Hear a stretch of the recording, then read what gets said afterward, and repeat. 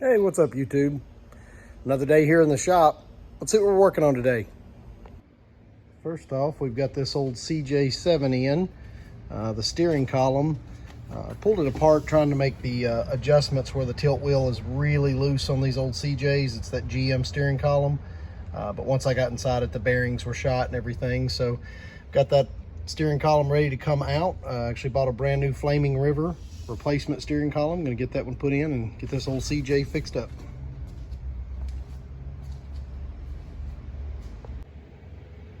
First thing we're going to work on today is this JKU. Unfortunately, recently we had some storms, and you can kind of see there in the light, hail damage beat this hood up pretty bad. So we got a brand new hood from Rough Country. It's the Power Bulge style hood. Just unboxed for you. Had that got that ordered in from Rough Country, and then sent it down to my local painter, and had him put a fresh coat of white on that. So we'll get this hood all assembled and installed on this JKU to make an improvement and eliminate some hail damage. All right, first thing we're going to do on this hood swap is we're going to get the factory hood latches off, all the factory hardware, everything, the sprayer, bump stops and everything. Get this hood stripped, get it prepared to remove, and then we'll set the new hood on and reverse that process. All right, guys, got the old hood removed. Pretty simple. All you have to do is unbolt these hinge bolts here, put those to the side.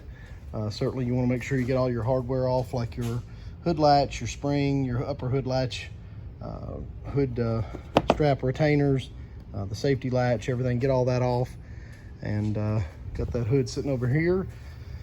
Actually going to probably end up keeping the hood and making it a wall hanger, just some art for the wall. I've got some things up around tailgates and some old Jeep grills and stuff, and the hood is not worth repairing because of the massive amounts of hail damage, but it might make a cool piece hanging up on the wall. We'll put some stickers or something on it and put it to good use, more than just putting it in the recycle bin. All right, so now we're going to go over to the new hood. We've got the hood insulation, the hood scoop / inserts, and the parts bag. So we'll go ahead and get that hood installed on the Jeep, and then we'll install these components. All right, guys, got the hood here in the box, fresh from the paint shop, looking great. We're gonna get this unboxed and placed on the Jeep for alignment, and then we'll bolt it to the hinges. And there it is, sitting on the Jeep, just sitting in place. Obviously, it is brand new paint, and the rest of the Jeep has got a few years on it, so it's not gonna be a 100% match, but once it's once the Jeep's all cleaned up and everything, it should match pretty good. Also, the customer is gonna, I think they're gonna personalize name the Jeep, so putting a graphic on the side right here will really kind of break it up, make it look a little better too. So really pleased. Gonna go ahead and get this bolted down with the hinges and all the accessories. All right, guys, got the hardware and the hood scoops and everything installed. I will say the kind of the padded hood insulation that came with it did not fit well.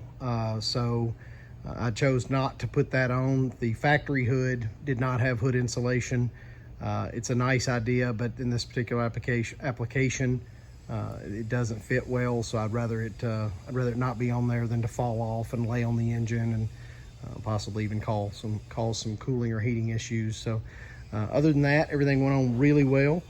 All the hardware holes and everything were exactly like they should be. And I'll get this thing closed up and buttoned up, and let's take a look at it.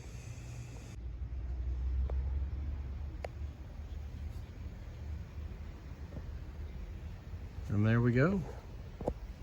Got that Rough Country Power Bulge hood installed. Looks fantastic. Big improvement on the Jeep aesthetically. The scoops are not functional, but they do provide that aggressive look. It's a really good fit.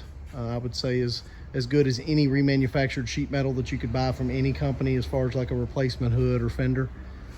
If you can get a good quality paint job on it. The Jeep itself needs a bath. The Jeep's actually really dirty, so I think when the Jeep's really cleaned up, it'll really look good, and the customer will be really excited to have an improved look, a high performance power bulge hood, and no more hail dents.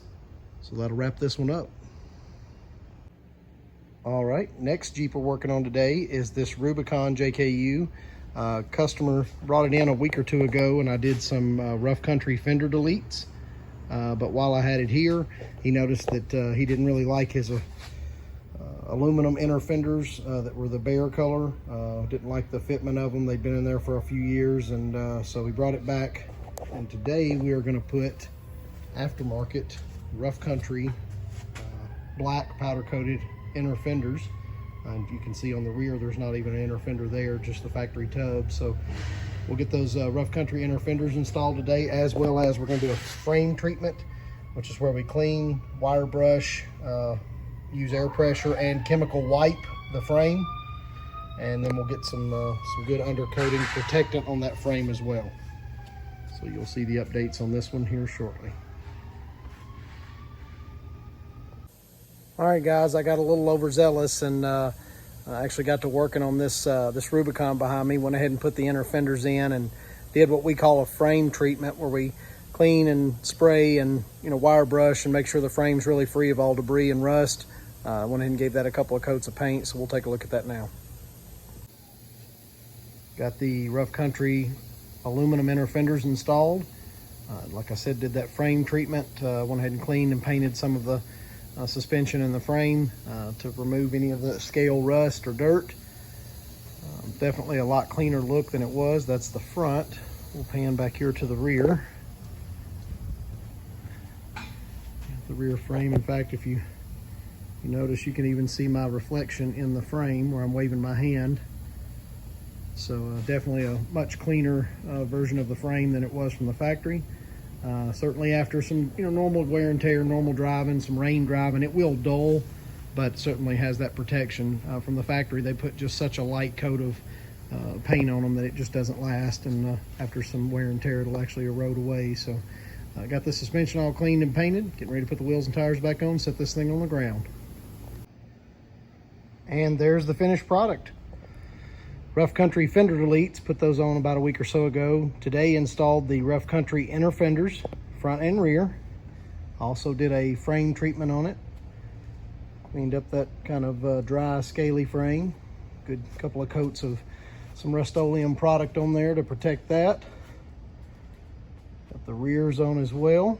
Painted the inner fender behind the inner fender, but left the portion of the backlit area of the inner fender where it says rough country silver on this one. Obviously it matches the body, and it matches the rough country insert that's silver on the inner fenders on the front. So it kind of worked out good, it being a silver vehicle. Kind of got that highlight, and that call out ties in with the fender deletes as well. Great finished product, great quality as always, really good fit. No issues with the product, no issues with the install. Nice, clean look. Hey, as always, I appreciate you guys tuning in. We'll look forward to seeing you next week. Remember to hit that like and subscribe button, and check us out on Facebook at Richter's Off-Road Performance. Thanks.